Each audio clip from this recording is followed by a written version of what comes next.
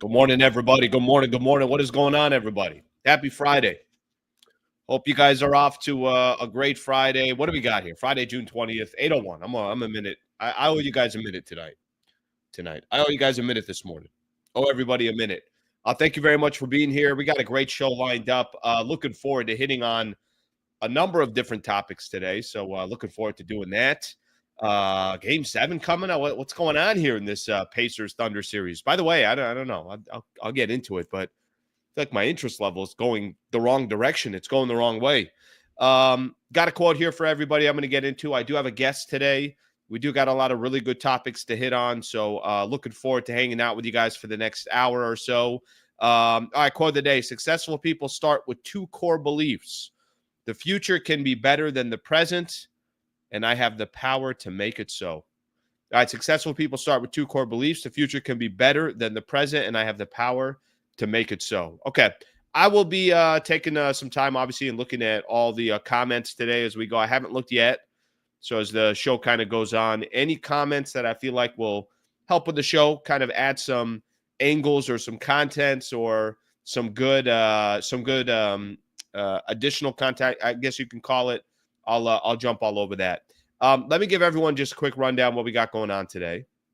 We do have a guest, by the way. Ryan Hollins is going to join the show. Ryan Hollins, 10-year veteran in the NBA, has been around the game for a long time. I want to talk to him a little bit about also part of the Rockets TV broadcast. We're not going to really be talking Rockets, but we'll talk a little bit of NBA free agency, obviously talk about the NBA Finals. So we got a ton of different stuff that we could hit on. Shout out to Ryan Hollins for making the time. So he's going to join the show.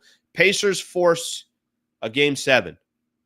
Is it just me? It might just be me. I feel like the longer this series is going, I don't know if my interest level is increasing or it's staying the same or it's going down a little bit. Maybe because yesterday was such a blowout.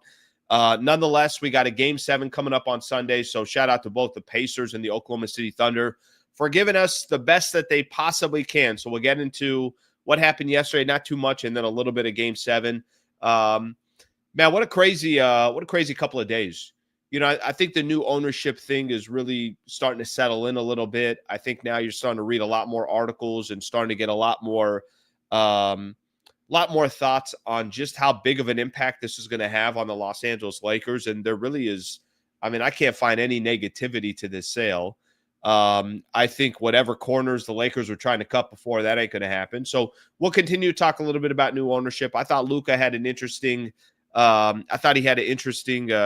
tweet there, basically talking about how he's excited, and he put the word championships, plural. So obviously his expectations are a lot different. And I think, honestly, everybody's expectations on the Lakers are probably going to be a lot different based on new ownership and what new ownership has done with other franchises. What's this all mean for Rob Pelinka? I mean, it is a business.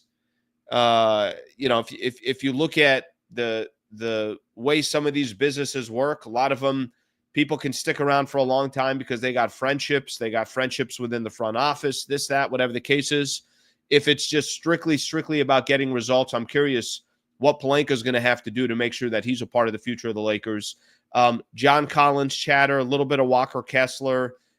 If you guys want to throw some trade ideas out there, we're getting a little bit closer to free agency. You could feel free to do so. And that will pretty much wrap up a lot of my NBA stuff.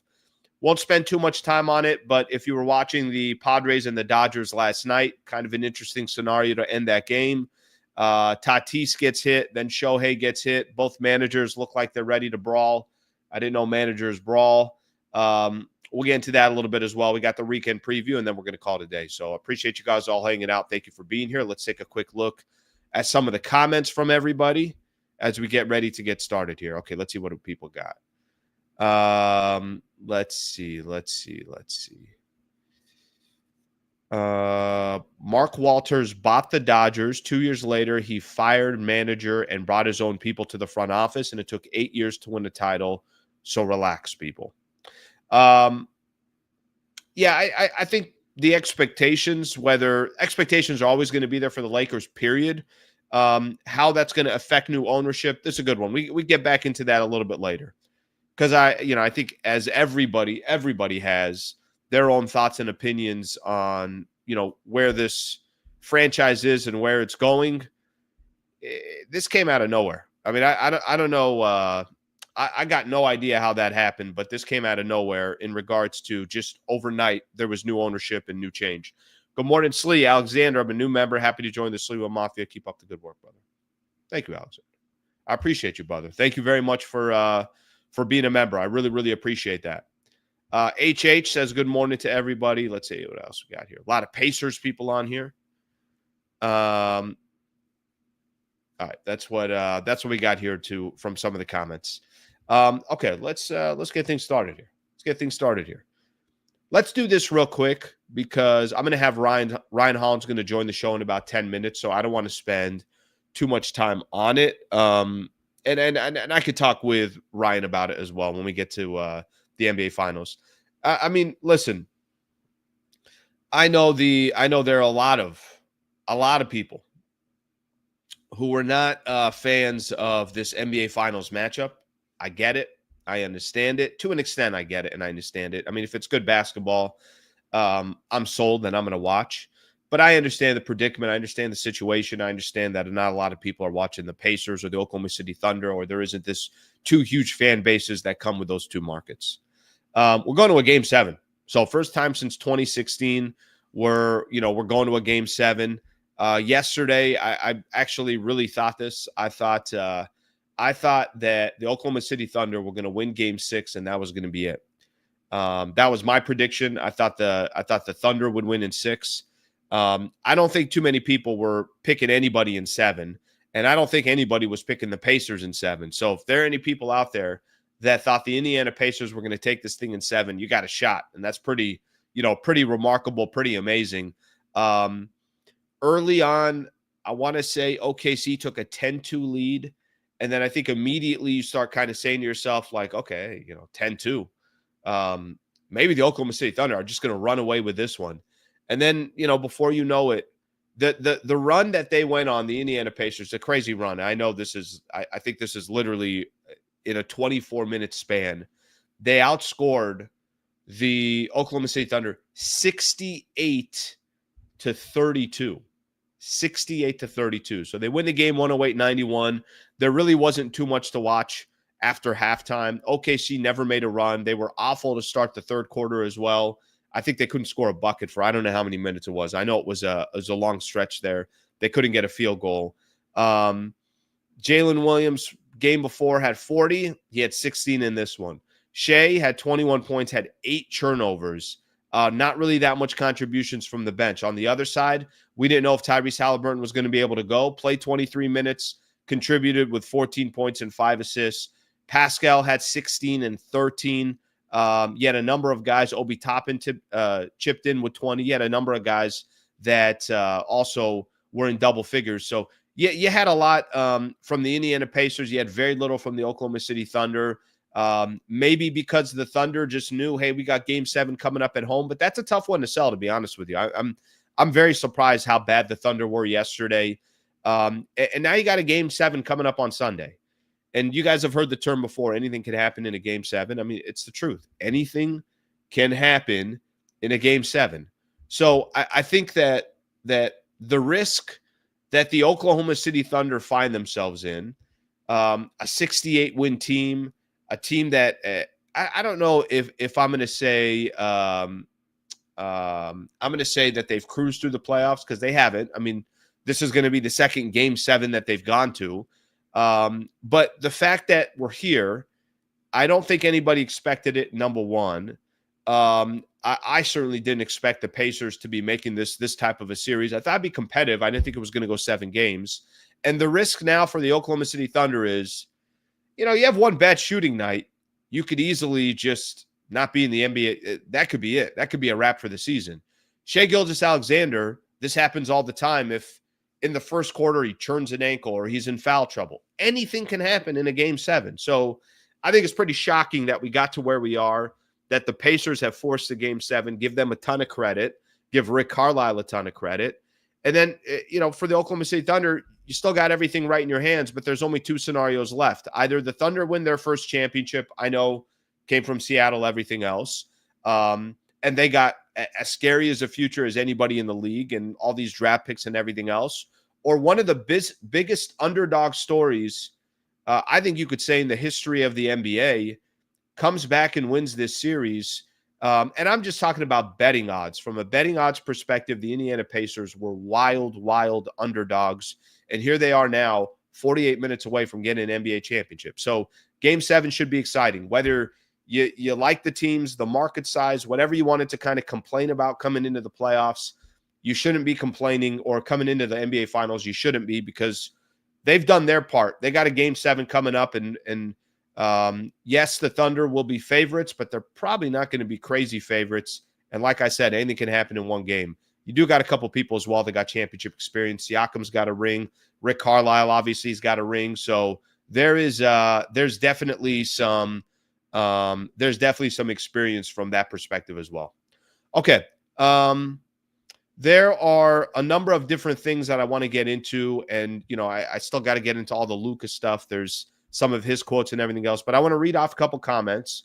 We're going to go to Ryan Hollins as well. So Ryan Hollins will join the show. Appreciate his time, like I mentioned. So we're going to do all that here in just a second. Let me just grab one or two comments here. Good. Go Pacers. Is that funny? Everybody wants the underdog in this one. Go Pacers on that one. Appreciate you tuning in all the way from Alaska, my man. OKC look listless, need more from SGA. The two best teams in the NBA since January 1st, and the two youngest teams ever. Okay, great stuff right there. I want to welcome in our guest, who is patiently waiting, chilling and relaxing. What's up, Ryan? What's up, brother? How you doing, man? I'm doing good, man. Thank you for coming on. I appreciate the time. You impressed with the finals? You enjoying these finals? Tell me a little bit of what you thought so far. Man, I am. It is great basketball. We're seeing the best team in the NBA as far as ball movement and trust, and maybe one of the all-time teams as far as moving the ball and executing down the stretch of games, and one of the best teams we've ever seen at pressuring the basketball, getting after you, being disciplined defensively, able to go, 12, 13, 14 deep with defenders. So we're seeing a very extremely unique NBA Finals. From the common fans' perspective, the outsider, I'm sorry, the star power isn't there but for us basketball purists, we're seeing some great basketball, and it's not just star driven. It's team driven ball. As much as we want to lock in on SGA or Halliburton, these are complete basketball teams that we're seeing. It's funny, and I love the way you said that. You said for purists, you can easily enjoy the game from that perspective. Yeah, it is. We kind of get sold isn't the right way to put it, but everybody wants what's the flashiest, or everybody wants what's the most popular. Okay, this finals hasn't deserved that, but if I'm comping this to a restaurant or something, it's like, hey, I didn't know the restaurant was going to be this good. Their service is perfect. My food was on time. Attention to detail. Like, there's little things that you can appreciate that I know isn't this, the most popular restaurant. It's the hottest club or something like that. Okay, it doesn't have to be that. And I think I've said this before. I like the story of, it doesn't have to be this huge market team that thinks they can compete for an NBA championship. And obviously some of these franchises have been able to do that. I'll use, and I know the Rockets are a different story because that's a good sized market, but ownership changed with the Rockets, and slowly but surely you started seeing the product of the Houston Rockets start to change.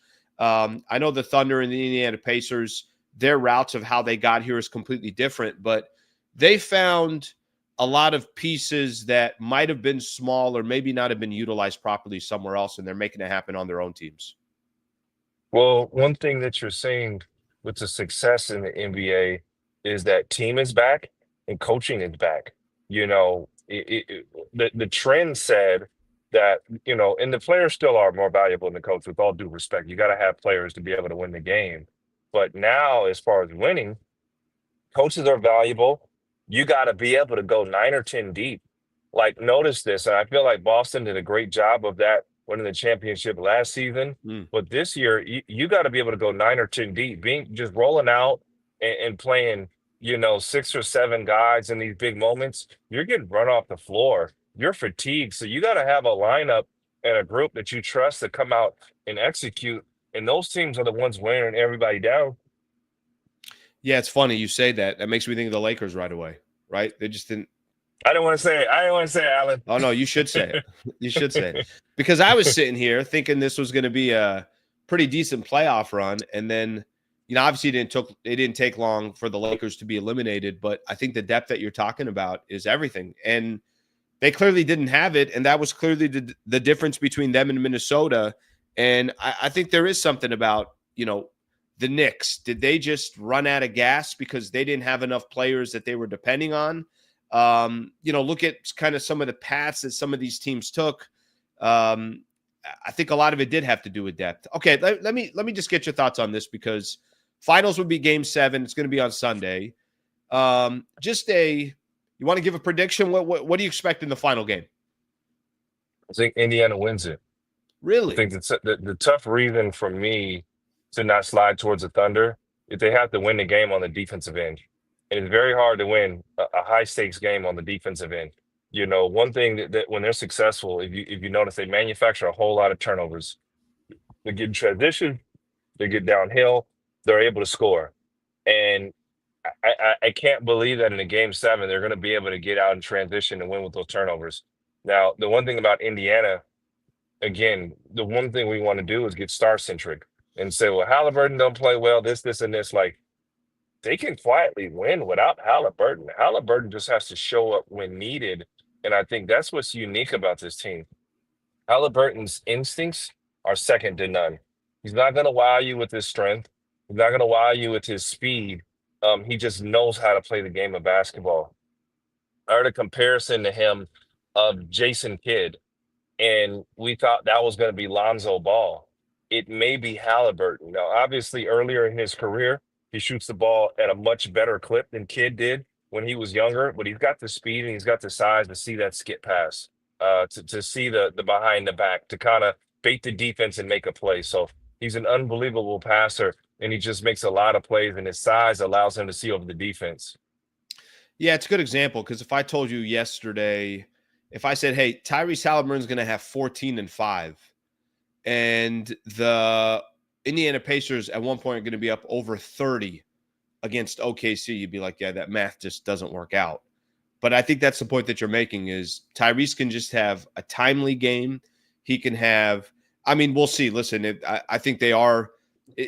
He's kind of a little interesting because sometimes you could look at guards and say, hey, they're more dangerous if he facilitates, but they might be more dangerous when he also gets his 20, just to have that scoring punch. But obviously they can win a game even if Tyrese isn't having a triple-double or having superstar numbers. I don't know if the Oklahoma City Thunder can do the same thing. I think they got to have Shea drop 30+.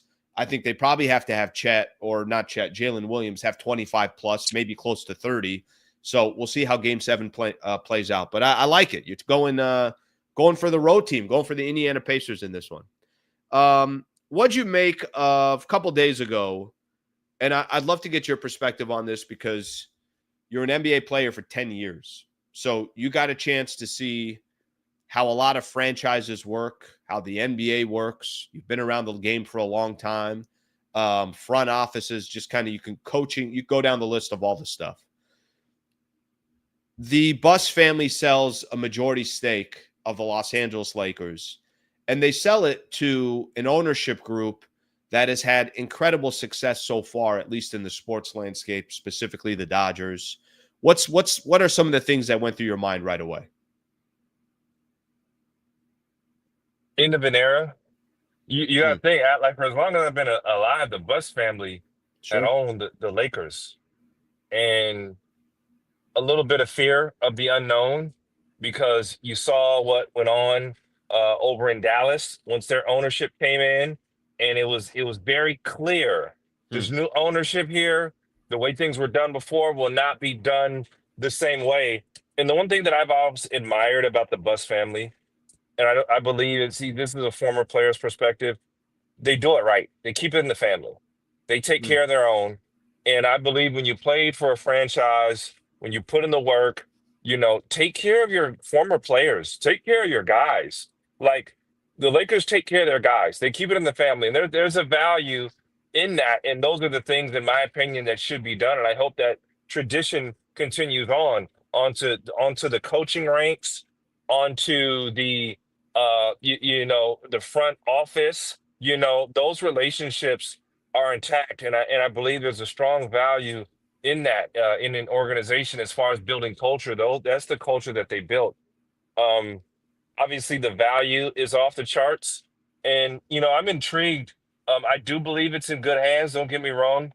But in baseball, the Dodgers have been able to just say, hey, we're willing to put up the money to win. We're Sure. willing to put up the money to win, and they back that up.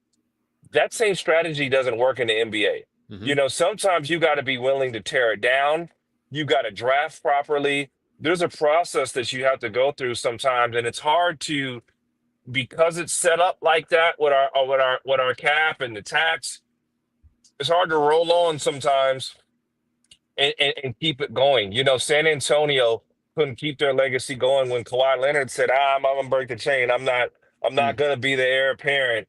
And all it takes is one of those guys, and you shift the focus or the trajectory of an organization. So I'm intrigued to see the focus there. The Lakers have always gone after the star power, after the name. Alan, we've always done radio and kind of said, like, is it an LA guy? Can he take playing for the Lakers? It's a different beast. It's a much different beast that pushes superstars to the forefront, or they crumble in the process. So and it's, I'll be straight up, Alan. It's not fair. The guys that put on that purple, it's not fair. Those expectations are not fair, and some of them are impossible to meet. And it's very dog eat dog. But what's in saying that, I am intrigued to see how that plays out. Um, Alan, my biggest question, and or maybe just thought to you, what does this mean for LeBron, and what does this mean for Luka? So, man, there's so many good things to unpack here. We'll start with that one, and then I'll go back, because I think what you said, the end of an era, I want to go back to that, because I think so quickly to just kind of turn the page on the Buss family does not do justice to what Dr. Jerry Buss built. But what does it mean for Luka and LeBron? I don't think they're connected. So I think what it means for Luka is different for what it means for LeBron. I think at this stage of LeBron's career, let's put it this way. I would say that if that new ownership group can say to themselves, is there any way possible to try to still get a deep run in with LeBron as a Los Angeles Laker? Let's strongly consider doing everything we possibly can, because there would be this. Imagine if new ownership comes in and all of a sudden the Lakers have a legitimate chance, however they get there. I know it's not like you said, it ain't baseball. They can't just go For say, sure. here's 200 here, here's deferring payments, and we don't even have to worry about that. It's completely different. But I think there probably is mutual interest between the new ownership group and LeBron to figure out, is there any possible way we can get the last real chance for LeBron to actually compete for an NBA championship, not get to the playoffs, not win a round, not two rounds. Is there a way that we can actually do that? That's number one. I think one of the people that benefit the most from this trade, to be honest with you, I do think is Luka. Wow. I think that I'm going to try to explain this properly. I think the way the Dodgers have been built, it has been done in so many different ways. Like, I think if we just say that, well, they're just throwing money at everybody, they are doing that. But I also think they are looking for bargains. They're working on the farm system. They went out and got Andrew Friedman, who was probably the brightest mind in baseball, coming from a smaller market. They also were very strategic with a lot of small things. I don't feel like they cut any corners. But I think Luka, 26 years old, is walking into a franchise with new ownership that does have deep pockets, that does, I think, will pay attention to detail, that doesn't have a salary cap when it comes to your front office and coaching. You could spend as much money as you want there, scouting, all that stuff, where I think the Lakers have, I don't think have done as good of a job from that perspective. I think Luka will benefit. I think Luka, he had a tweet, and in his tweet he was congratulating new ownership and this and that. But I thought he said something, and I'm going to try to read it here. I'm going to see if I can find it here real quick, Ryan. But he had said something in the post that he put, thanking the Bus family, looking forward to working with new ownership. I look forward to working with both of them to win championships. Didn't say championship. Didn't say getting our first championship together. Went for championships. I think that that partnership, that's going to be the start of a very unique partnership in my opinion. And I think, however they can, put a winning product together, they're going to do everything they can to put together a winning product. Well, you got to think too, the ownership, and we just call it for what it is. The new ownership in Dallas didn't go over well with him. This is rare. He's got not two new teams or two new coaches, like two new owners, which is a big, big change. I had that in Charlotte when Michael Jordan took over for Bob Johnson. I was a part of that, and things do change. The way you fly, the way you eat, certain policy, like a lot of little things change. The mentality. And for Luka, it did not go well in Dallas. Let's just call it for what it is. So hopefully maybe there's that kind of like that moving fear behind it. And, things could go one of two ways. And you mentioned it for Luka or LeBron, where ownership could have made the move and said, we bought this team based on you, LeBron. Or, well, we bought this team based on moving forward from you. And sometimes people don't understand. You got basketball. Let's break down a little front office work. You got basketball owners who know the game, and then you got businessmen. A lot of basketball minds, the best businessmen. The best businessmen sometimes step in and say, run it like a business.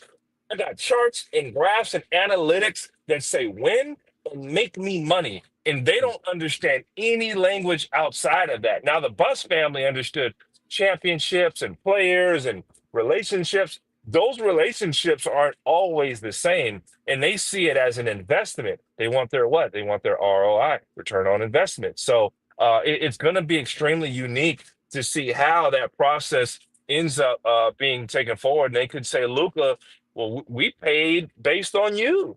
We did this based on you, and see either if he's empowered in the situation, or there's a little fire lit under him that says, well, you got to prove it to us. We like you and everything, but you got to prove us. Don't get comfortable.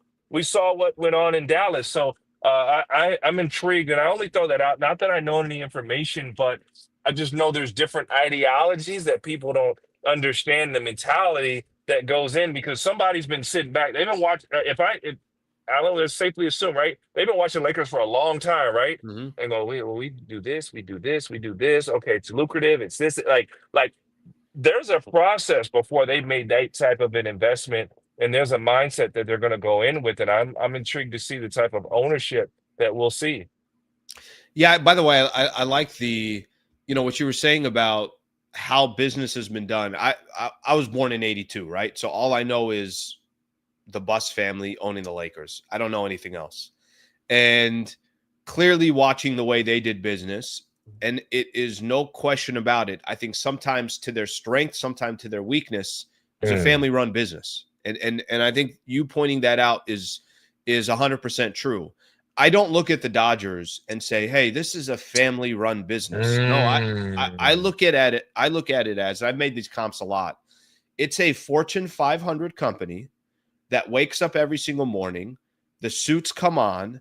They all show up to work. I mean, I'm simplifying it here, but it's just not run like a family. It's not run like a family-owned business. And I think for the Lakers, I think there's a couple ways to look at it. I love what you said. If we go back, the Kobe one isn't a good example, because I think that was somebody who's in year 19 and year 20. He'd been with the franchise for 20 years. Let's put that to the side. But I guess what I'm saying is here, does new ownership look at certain predicaments and say, well, you did so well for us in the past, we're going to take care of you for that, even though we know these numbers don't make sense for the future? That's not what Fortune 500 companies do. That's not what corporations do. They don't. They look at, what have you done for me lately? I don't care what you did for me in the past. I need to know what you're going to do for me moving forward from this point on. So I just use that as an example because I think when you say, it will be run different and it is not a family-owned business and it is going to be a results-driven business, I still think that for the Lakers, I do think they're so behind on so many little things that I think the fact that they'll just kind of get back to speed of where the rest of the league is, whether that's drafting and developing. And I can't say finding gems because you know what, Austin Reeves and Alex Caruso, you can look at, they've definitely found some gems in the process, but it's going to be different. The Lakers, as we've known them in the past, will no longer be known that way. Let's call it for what it was. Kobe Bryant's extended contracts were not a smart business move. Mm-hmm. They weren't. A guy at his age with his injury history. Or Ryan, is the right way to say it? It wasn't a smart basketball move, but it was business related. Yeah, they could still sell tickets. There you go. The relationship was intact. Obviously, you could sell tickets, and from us and the basketball peers, make no mistake, that's the right thing. Kobe, you've done enough for us. We're signing you to max contracts, and we're going to lock you in for as long as you want to be here and you can go. Because his production and the winning, wasn't worth that money and at the age. But at the end of the day, it's the right thing to do. It is Kobe Bryant. He's arguably the greatest player to have ever played the game. I bring that up to say the right analytics move from a basketball sense would be to move forward from LeBron James at his age. It's such a roll of the dice. Now, business-wise, he's extremely lucrative. He makes money. He's getting you national exposure. There's so much that comes with LeBron and his brand and what he's going to mean to your organization moving forward. But from the actual basketball sense and age and how much longer you can get that productivity, and if you can compete for a championship at his age and the factors that go into it, the right move would be to say, move forward, find another suitor, and those things have been thrown out. So I'm intrigued to see what side they're on. I'm a firm believer, Alan, and just so we're clear that what we're saying, that was the greatest move to keep Kobe Bryant on and let him have a storybook movie ending. And I believe the same soul LeBron James beyond deserves that. And I hope that we see that. But, when you start crunching those numbers, depending on what side they're on, there is a chance that someone could view that a different way. And I would hope not. Yeah, I think the what makes LeBron so unique is he's such a corporation in himself that it's I think if I don't know if this is the best example, but I'm gonna throw an example. If you said Al Horford was on this team and you said that, hey, his production doesn't make any sense anymore at this age. And he's also not going to be selling us tickets. People are not coming to come see Al Horford. Just using that as a comp, as an example. For sure. LeBron, it's like whatever money you throw at him, he's still underpaid.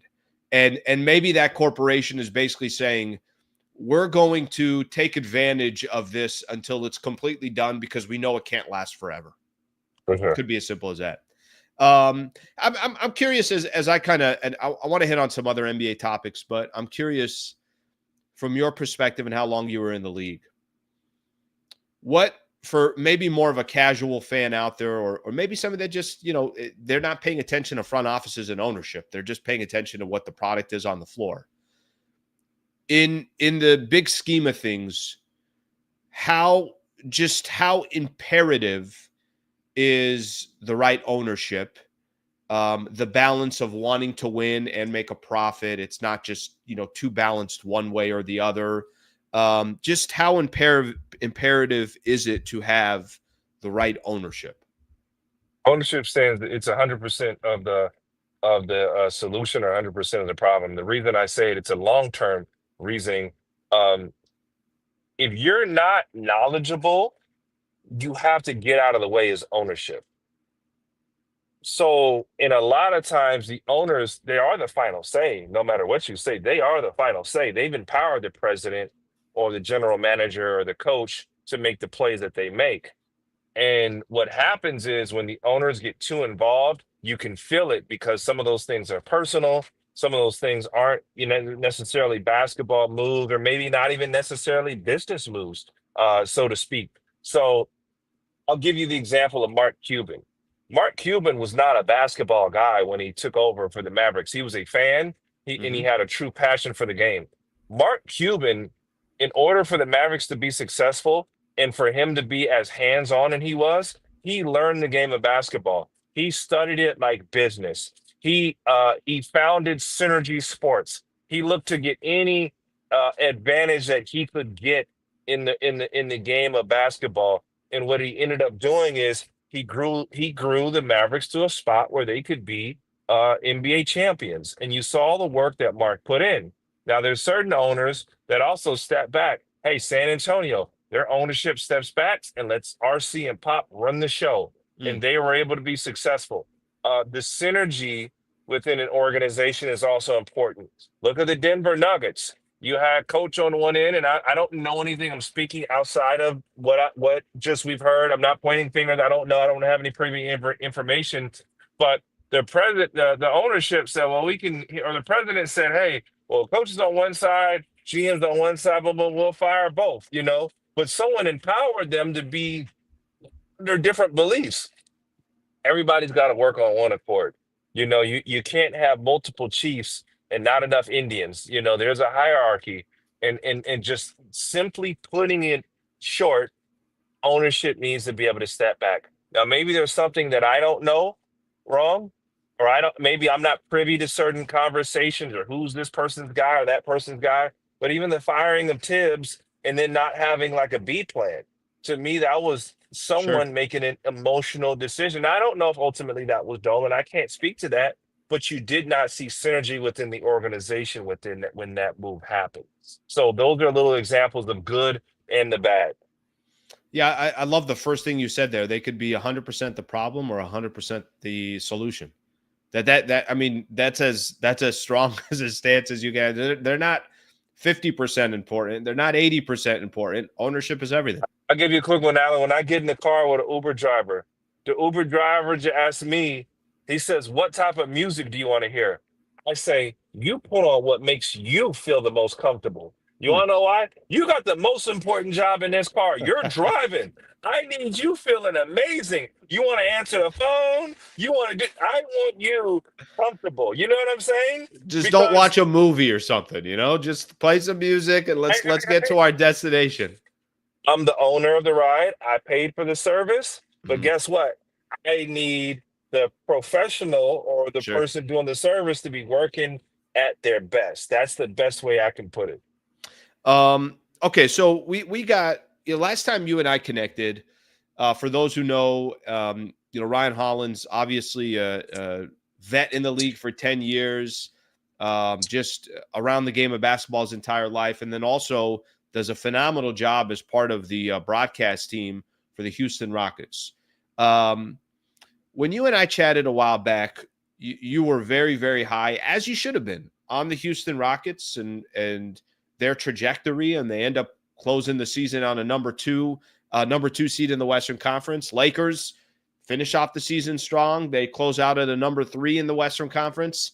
And then, obviously, for the Lakers, season ends the way it does. For the Houston Rockets, season ends the way it does. As you look at the Western Conference right now, and just as there's so much that's going to happen between now and let's say the next 30 days, and that's trades, free agency, draft, everything else that comes with it.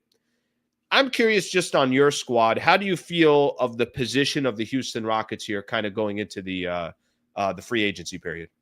Well, for one, man, Ime Udoka signing a contract was That's right. was unbelievable. That's huge because your best asset, is not just the players, Alperen Şengün and Jalen Green and Jabari and those guys, but your best asset is the coach because he got the most out of those guys. And whether they fit or not, however they had played prior, he gave guys an identity. So it's important to have a captain. It's important to have leadership and you secure that up. And I think that's doing things the right way. But I mean, I got to be excited for the Rockets, not just for what they did, but because of the trend that I'm seeing. Indiana, Hmm. Indiana, and the Thunder. The Rockets play the Thunder extremely well.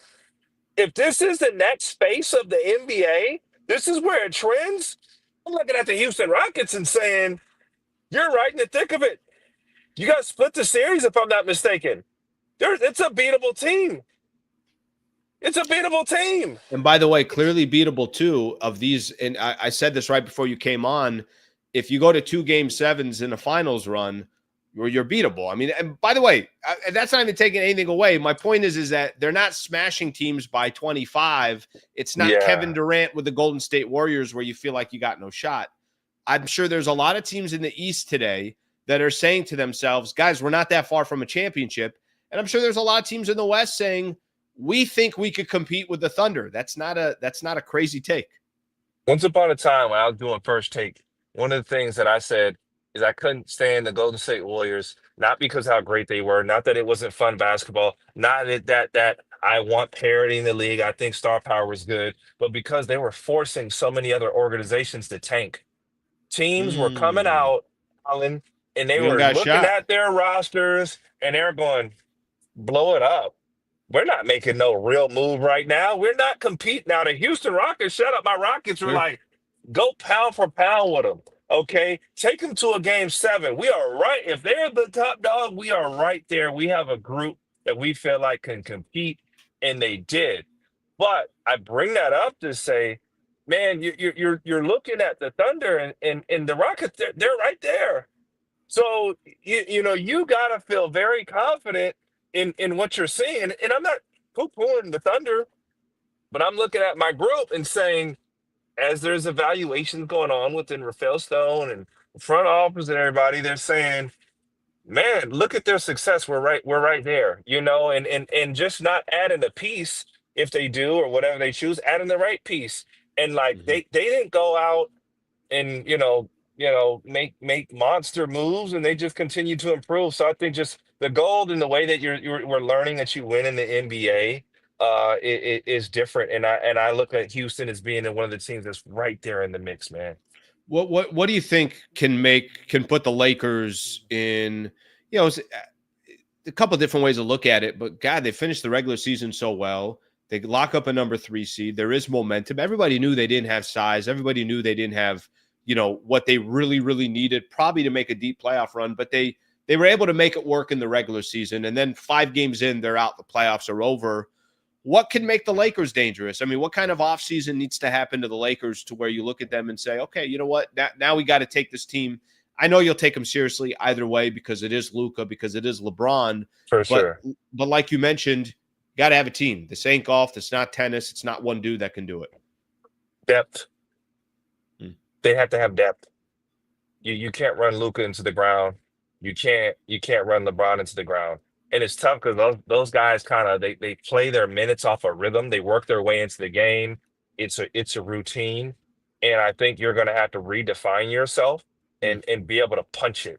LeBron just can't he's so good that his 70% gets it. He goes out and gets it at 70%, and he can like get through the season and what around 28, 8 and 8, he's been around those numbers, which is ridiculous at his age. But like they gotta be able to defend. They got to be able to pressure the basketball defensively, and they're going to have to be able to go 9 or 10 deep that they actually trust at that level. And the way the Lakers are built, where they stand, they got to go out and you got to get you brought them up earlier. They got to get the Carusos. They gotta get those G League guys that can that kind of bring some value and like can kind of play. Like they gotta go out and get those. Dalton Connect, trust that kid, put him on the floor. Like, hey, like figure it out. Like you got it. Like I gotta see 9 or 10 deep, and you guys gotta be able to. If you're saying like you gotta be able to get defend 94 feet, and to be able to do it, you got to be pretty young to do it. And then complement with Luka, complement with LeBron, but the way that they've engineered seasons and put so much on their back, I believe the way you win is with your depth. Man, that's such a great book. By the way, what it sounded like you just described was the Pacers and the Oklahoma City Thunder, and it's not a surprise that those two are in the NBA Finals. So I think that's a and great a smaller way degree the Wolves. Smaller degree the Wolves. Yep. Yeah, Yep. they're not as good as them, but they just Alan, we talked. The reason, no disrespect, you remember we had the conversation. I understand it. It was in your heart. You didn't want to hear it, but I was like, I'm going to run Luka into the ground. Mm-hmm. I'm gonna run him and work him and pick him up full court and just have more energy than him. That's what they did. He's not bad. They're not better. He's his skill set's not questioned. It's not the best comp, but the Pacers took that strategy on Jalen Brunson, right? Yes. Let's just make Yes. his life a living Yes. hell. Let's involve him in every screen possible, and then let's also, when he's bringing the ball up the floor, let's have him worry about it for the entire length of the court. And they were doing that for 48 minutes. And Thibodeau was going to play in big minutes anyways. And there were some times in the fourth quarter where you could tell, like, okay, this guy Brunson is clearly not the same player as he was when the game started. He's tired. And then it was ultimately like Brunson versus like five of the Indiana players. Like they're Yep. moving the ball, they're shooting, and then just Brunson having to score, and then what happened? Like you're living and dying with every shot of That the he guy, takes. and for Luka, he may have to, um, Luka and LeBron, they may have to reassess the way they play the game. They may have to reassess what's made them great, Hmm. and It's a it's good way to being put able to it. have the ball in their hands. Yeah, no, it's a good way to put it. And I think right now, if the league is showing something, I don't think ISO ball is going to win you a championship. I don't think, having two great players is going to win you a championship. I think there's definitely a theme in the league that you got to use obviously use the balance of the team that you have. It's strength by numbers. There's a lot of different ways to look at it. Brother, I appreciate it. Very nice of you. Anytime, you know it, man. Thank you, Ryan. I Anytime, appreciate man. it. Your insight's phenomenal. I loved what you were talking about with the new ownership. I love that you tipped your cap to the Bus family for what they've done in the past. I think you had a lot of great points, so I appreciate you coming on, bud. And clearly, we're happy to see Magic Johnson will be more involved. And the Magic is always excited to see him. So it looks like he'll be, very much present and hands-on and intrigued to see what his role is going to be. You know what's funny? Last one here, but what's funny is I'm watching the NFL this past season, and during the year, I'm like, are the Commanders sort of good? And then, the season kept going on. And then all of a sudden I'm like, is he in the locker room after the game, dapping up all the players? This is for the Commanders, right? Is Magic giving a speech here before a playoff game? And I'm like, freaking Magic Johnson. There's some guys that just, hey, they got the DNA of winning, and Magic is clearly one of those people on and off the court. Absolutely. So Commanders, of all the franchises, he did right. it. He's doing it for the Commanders. I mean, and they're really good. I don't. And look maybe with Magic's experience, that probably ownership is more his mindset right now than doing the front office stuff. Sure. And being maybe that's more comfortable. That's what he's essentially done since playing.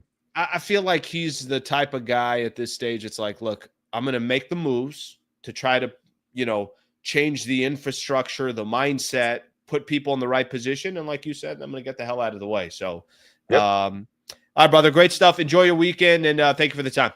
All right, brother. All right.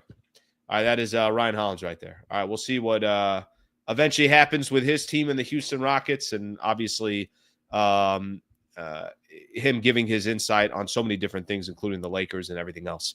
All right, great stuff there from Ryan. So I appreciate his time. A lot of comments here I'm going to take a look at in just a second. Before I do so, got to give some love. Brad Wallace and the Wallace firm. Thank you to their partnership. Thank you for their time on the channel. Got a text yesterday from Brad Wallace. Every time Brad texts me, by the way, it has nothing to do with business. It only has to do with sports. That's it.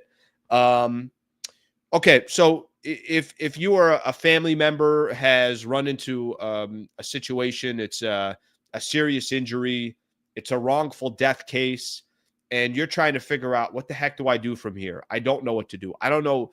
I don't know who I pick up the phone and call. I know that there's all these billboards and companies out there that are all injury attorneys. How am I supposed to know who to trust? I could tell you. I mean, I hopefully I got a pretty good track record and people trust me. Our partnership together is a true friendship. It's somebody that I've known now for about 5 years. He's ran his practice for about 10 years. He's the best in the business. He can help anybody in the state of California. And we created a URL so you could just go to the website and get some questions answered. And if it's a good fit, awesome. If it doesn't work, that's okay too. But I'm pretty confident that if you need an injury attorney, Brad Wallace is going to be able to help you. The website is go to wallacewins.com/Sliwa, wallacewins.com/Sliwa, and 100% you can get a free consultation there, and hopefully he can help you. So thank you for the partnership there, and thank you to everybody that's here, understanding that supporting our partners is a big part of growing the channel. Okay. Man, there's a lot of things I have not got into. Let me read a quote here real quick from Luka Doncic.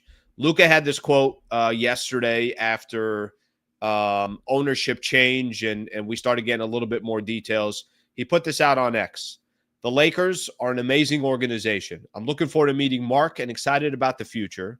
I'm also grateful to Jeannie and the Buss family for welcoming me to LA, and I'm happy that Jeannie will continue to be involved. I look forward to working with both of them to win championships. Not championship. Championships. If Luka would have said, I look forward to working with them to win our first championship together, that would have made sense. But Luka said championships. I think there's just a newfound expectation right now behind this organization. This is things changed there pretty fast, because I think if I'd have told you before February 1st, hey, how far can the Lakers go? What's the Anthony Davis and LeBron James era look like? What's that timetable? I think we'd have had a lot of questions. We're not sure. Nobody's sure.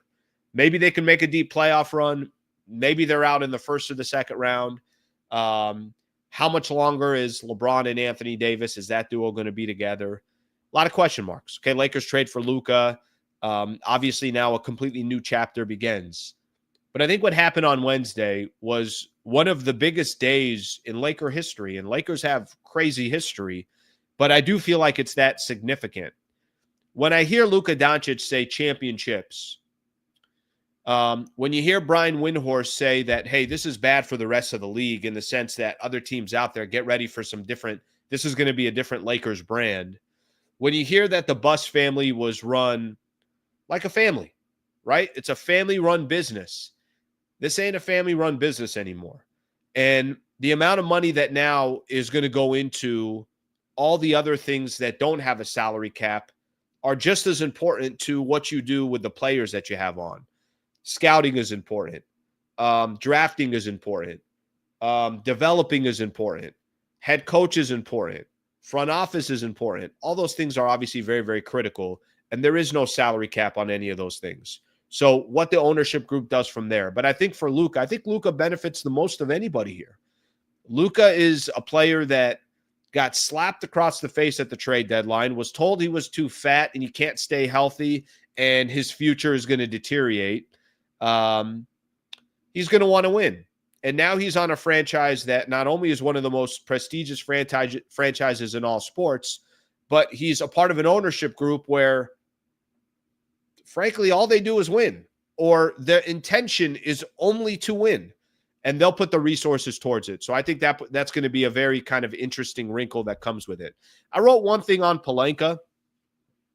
What does this mean for Pelinka? I'll just say this. Whatever anybody's thoughts are on Rob Pelinka, I think that the new group is going to treat Rob Pelinka like they do with any owner that comes in and buys a franchise or a company or whatever the case is. They take a look at their employees and they figure, is this person the right person for the long term or not? What also happens a lot of the time is new ownership likes to hire their own people. So we'll see how much it has an effect. We'll see if JJ Redick does not have the type of season that the Lakers want, is he on the hot seat? If Rob Pelinka doesn't have the offseason that he wants in a year or 2 years, is he on the hot seat? I don't know. But I got to just imagine they're going to want the best in the business. And maybe it's going to take a couple of years for them to kind of figure it out and target the right person or whatever the case is. But Bob Myers, Sam Presti, when I say tell me the best executives in the NBA, I don't think Pelinka's name is coming up. And it's not even a shot at Pelinka or anything. I just think that you look at other people and you say, no, but this guy has done more with less or whatever the case is. So will the Lakers go target some of those individuals, and what will that mean for Rob Pelinka? I think the next couple of years will tell a lot about it. And I don't know. I think that's the main thing to kind of come across here is I don't think anybody knows yet. But what I do know is that ownership group is going to have expectations of winning every single year. And if those expectations aren't met, then there's going to be some changes made. I do like what Ryan Hollins said about, you can't run this like a baseball team. He's right about that. And there are different rules, but I think there are a lot of areas that the Lakers can improve on, that ownership can invest in, that they don't have to worry about a salary cap on. Okay. Last couple of things here that I'm going to get into real quick. I mentioned this yesterday that there was a report out there. The Lakers and Jazz have held trade discussions centered around John Collins. I also saw something yesterday on Walker Kessler. Still, you see his name coming up. What a fun 10 days coming up for Lakers basketball. It really is. It's going to be phenomenal, and there's going to be a lot of storylines to hit on. I think everybody has come to one conclusion when you talk about the Lakers. Just please find a way to get some size, get some rebounding, and get some depth. Nobody's saying go trade for an all-star. Rebounding, size, and depth. And I think if you could accomplish those three things, we'll see what happens with this Lakers team. They've obviously been wildly incomplete over these last couple of years. Okay, let's take a look at some of the comments, and then we'll go from there. Pelinka and JJ on short leases. Harold, I got to be honest with you. I have no idea if they are. I have no idea if they are. Probably not for the next couple of years. I still think that they'll be I still think they're going to be hanging around at least for a little bit, and then we'll, obviously see what happens based on the results. Let's see what we got here. Luka is the dude who can go wherever and just sets up shop. Don't want Magic too much involved with the Lakers, especially when it comes to decision-making, mixed record. You know what's crazy? Remember when Magic left, what he had to say about Rob Pelinka? My God. And now if he's back in those doors, but Magic that dude makes moves. I don't know what you want me to tell you. You could love Magic or not. You can, look at him any way that you want. Magic makes moves, and he'll some shape, way, or form be involved. And I don't know what exactly that looks like, but I don't think anybody's upset with what he's done in any other ownership capacity that he's been on. Whatever he touched turns into gold. And I'm not telling you that he doesn't make mistakes. I'm not telling you that he's perfect, but the guy figures out how to win. I mean, if there's one thing that we can all agree upon, he's a winner. And that's the best way that I can put it. Mitch, crazy that SGA had more turnovers than made field goals going back to the NBA Finals. Game 7, by the way, Sunday. Game 7 on Sunday. Sunday, I will 100% do a post-game show on Sunday night. The reason why I didn't do it yesterday, I just thought it was such a poorly played game, and I was kind of running around, so I didn't really get a chance to. But Sunday, because we do know the result, Sunday I'll do a post-game show. I think that'll be fun to do it. Imagine what Sam Presti could do here with the Lakers, Dodgers level of money to work with. Yeah, I mean, I think that's always been the conversation. A lot of times there's been a conversation. It's like, why don't Lakers just go get the best president of basketball operations and get the hell out of the way? Which is Dr. Jerry Buss with going to get Jerry West. So I think there's obviously a lot that has to do with that. It's who you hire that's the most important thing. Magic traded Zubats. You're not wrong there. You're not wrong there. Nobody's going to question you on that one. Okay, I got one other quick thing to do here, and then we're going to get into the weekend preview, and then we're going to call it a day. Before I do so, I mentioned this yesterday, and I want to make sure I'm giving the proper love as well. Yesterday, I mentioned that we got a new partnership here, Lexus Santa Monica. Lexus Santa Monica. Before I start getting kind of all the details, and eventually I'll give you guys more information of if you're in the market for a vehicle, how 100% Lexus Santa Monica can help you. And Matt Unger, who runs Lexus Santa Monica, can help you as well. And I don't even care what kind of car that you have. You should connect with him because these people are connected everywhere.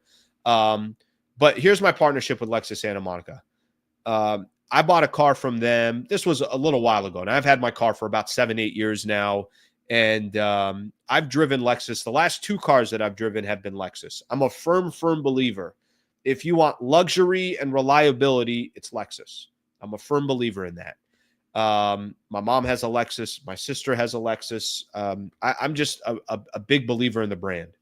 Lexus Santa Monica, we worked together for a number of years.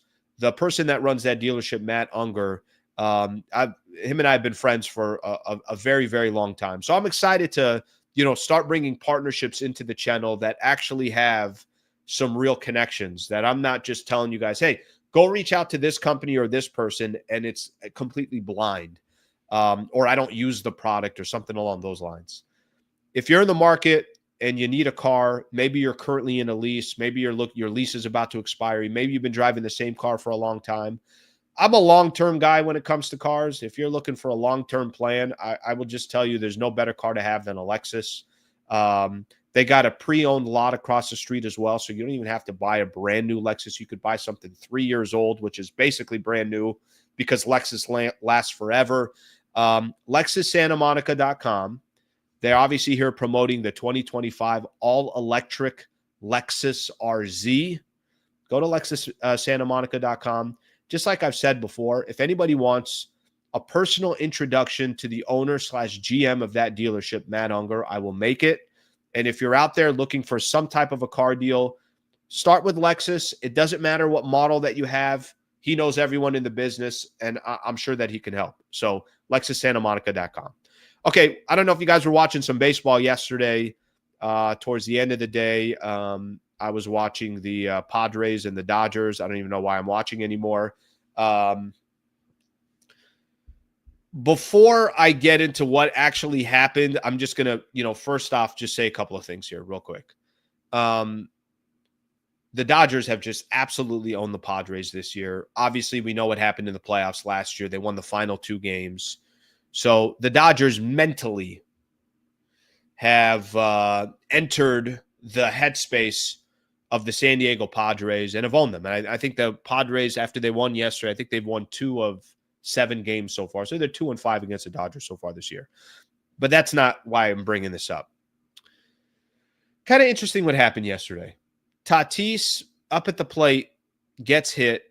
Dodgers, I guess, are known to pitch him high and inside strategically. But they've hit him 3 times in this 7-game set. And, Mike Shildt, the manager of the Padres, wasn't too happy about that. I get it. That's his guy. It's one of the most important players that the Padres have within their organization. So he's going to come out and he's going to be pretty ticked about it. Getting hit 3 times. Let me just, say this. Imagine if Shohei Ohtani was hit 3 times in a 7-game set against the Padres or the Giants or something like that. Dodger fans aren't going to be too happy about it. Neither is Dave Roberts. Gets hit. I don't know what the hell happened from there. I don't know why Dave Roberts and Shohei wanted to throw down, or Dave Roberts and Mike Shildt wanted to throw down. I don't know if that's, I don't know if I need to see that. I don't need to see these guys. Let me get him. I'm like, you guys are 2 60-year-olds. You guys, nobody needs to see you guys go at it. That happens. Next inning, 3-0 count on Shohei. Suarez, the closer of the Padres, hit Shohei Ohtani in the back.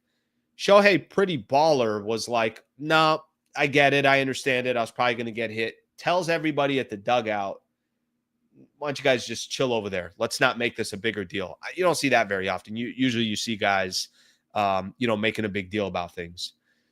I don't really know 100% what to make of this because, part of me, and you guys know, obviously a San Diegan and a Padre fan, part of me is like, just win the game and don't really pay attention to anything else. Like they already, the chances of winning the division, this, that, how quickly that's kind of looks like it's evaporating. You keep losing to the Dodgers. Why don't you just try to win the game and don't pay attention to anything else? I don't know if I'm throwing at Shohei there in the 9th, but I get it. The reason why I don't know if I'm throwing at Shohei is because I'm putting the tying run now at the plate. The Padres, their lead, they went into the 9th up 5-0. And the next thing you know, because of all this turmoil and everything else, it's 5-3 with runners on 2nd and 3rd. And the Dodgers can tie the game up with a base hit. But just a weird ending to the game. I really, really, really hope that Tatis isn't hurt. And maybe while I'm doing the show, there's been some more news out there about Tatis. He had a kind of a weird exchange there for a quick second with Mookie Betts, and I couldn't tell if maybe there was more to the injury or not. I don't know. But the history that these two teams have is fine. The history of wanting to bicker and everything else at each other. The problem that I have from a Padre perspective, and listen, if you got a team that's trying to intimidate you or you got a team that's being cheap, then go ahead and do what you got to do. That's baseball, and that's going to happen. But the only problem that I have is, and I thought this was the case in the playoffs as well, Padres take things too personal against the Dodgers. And the best way to make things personal is just by beating the other team.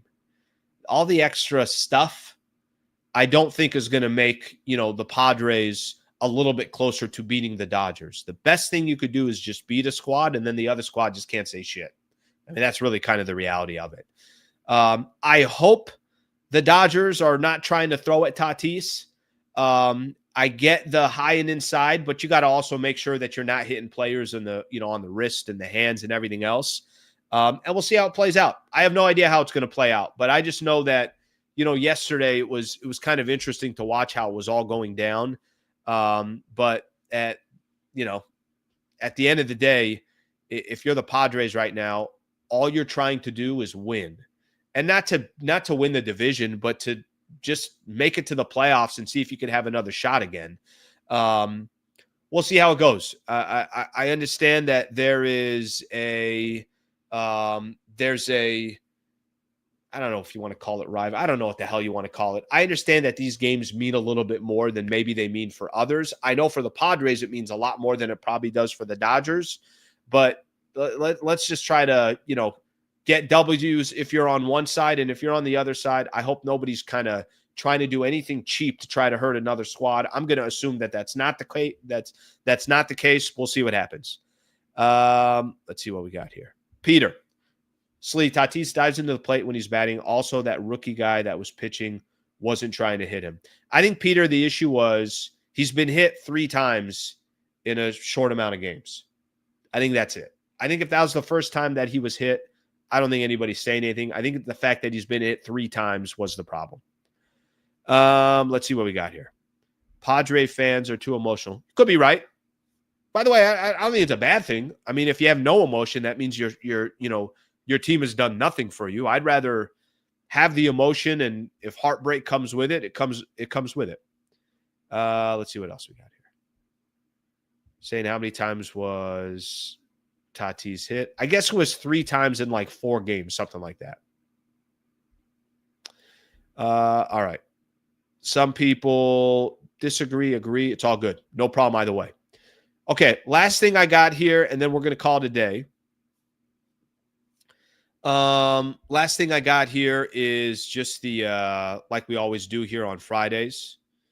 We got the weekend preview. Okay, what are we previewing? Very simple what we're previewing here. Game 7, NBA Finals, coming up at Sunday at 5 o'clock.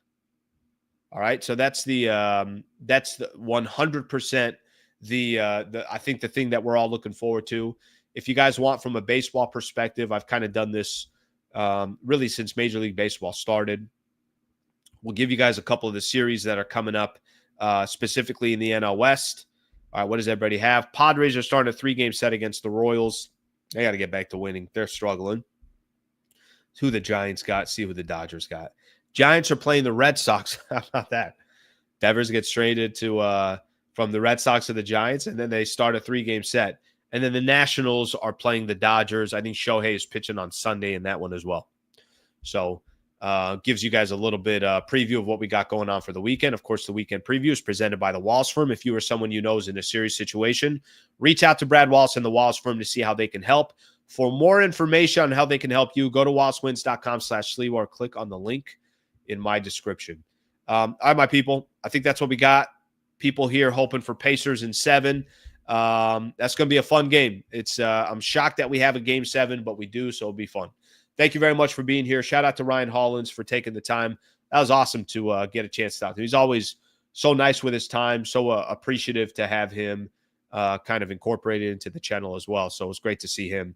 I'll be back on. I'm going to do Sunday night. I'm going to do a show after Game 7 of the NBA Finals. So just keep that one in mind if you guys want to tune in and get some reaction from that. Thank you, everybody. Have a great rest of your day. Have a great Friday and have a great weekend.